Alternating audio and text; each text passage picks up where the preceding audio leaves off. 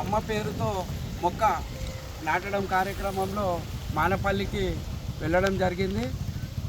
మరి వస్తూ ఇక్కడ మా బూత్ అధ్యక్షుడు భూపతి ఇంటికాడ మరి వారు కలవడంతో వారి ఇంటికాడ ఆగినాము. ఆగితే భూపతి ఇల్లు చూస్తే మొత్తము పాత రేకులతోని కట్టుకొని ఉన్నాడు, చిన్న ఇంట్లో మరి ఉన్నాడు. మరి భూపతి ఇందిరమ్మ ఇల్లు వచ్చినాయి కదా, నీకు ఎందుకు రాలేదంటే, సార్ నా పేరు రాలేదు, నా పేరు కొట్టేసిరు అని అన్నాడు.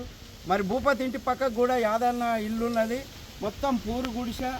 దీంట్లో అసలు మనుషులు ఉండాలంటేనే ఇబ్బందికరమైన పరిస్థితి ఉన్నది. ఇలాంటి వాళ్ళకు ఈ కాంగ్రెస్ ప్రభుత్వము ఇలాంటి వాళ్ళను గుర్తించి ఇండ్లు ఇవ్వాలి కానీ మరి భవంతి ఇండ్లను కూలగొట్టుకుంటా వాళ్ళకి ఇండ్లు ఇస్తారు. కాంగ్రెస్ వాళ్ళు ఎంబడి తిరిగిన వాళ్ళకి ఇండ్లు ఇస్తారు తప్ప ఇలాంటి వాళ్ళకి ఇస్తలేరు. ఇదంతా కూడా చాలా తప్పు. నేను కాంగ్రెస్ వాళ్ళకి ఒకటే చెప్తున్నా, ప్రభుత్వ ఫలాలు ఏవైతున్నాయో నిరుపేదలకు చెందాలే తప్ప మరి ఉన్నోళ్ళకే, కాంగ్రెస్ ఏజెంట్లకే, కాంగ్రెస్ వాళ్ళకే ఇవ్వడము ఇది చాలా పొరపాటు.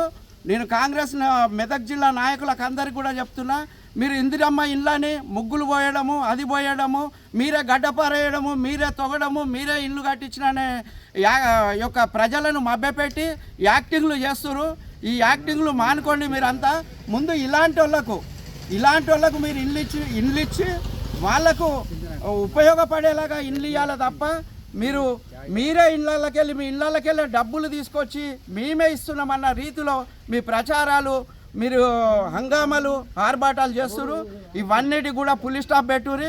కాంగ్రెస్ నాయకులకు నేను ఒకటే చెప్తున్నా, ఇలాంటి పూరి గుడిసెలను చూడండి. ఫస్ట్ ఊళ్ళో ఎన్ని పూరి గుడిసెలు ఉన్నాయి, ఫస్ట్ విడత వాళ్ళకు ఇండ్లు ఇవ్వండి, తర్వాత మిగతా వాళ్ళకి ఇరు తప్ప ఇలాంటి వాళ్ళని ఇబ్బంది మాత్రం పెట్టకూరి.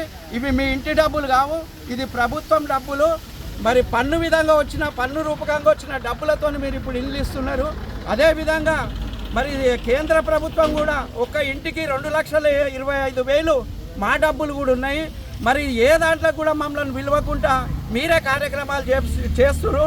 కనీసం ఇలాంటి వాళ్ళను గుర్తించి వీళ్ళకి ఎంబడే ఇల్లు ఇవ్వగలరని చెప్పి నేను మెదక్ జిల్లా పక్షాన మరి డిమాండ్ చేస్తున్నాను.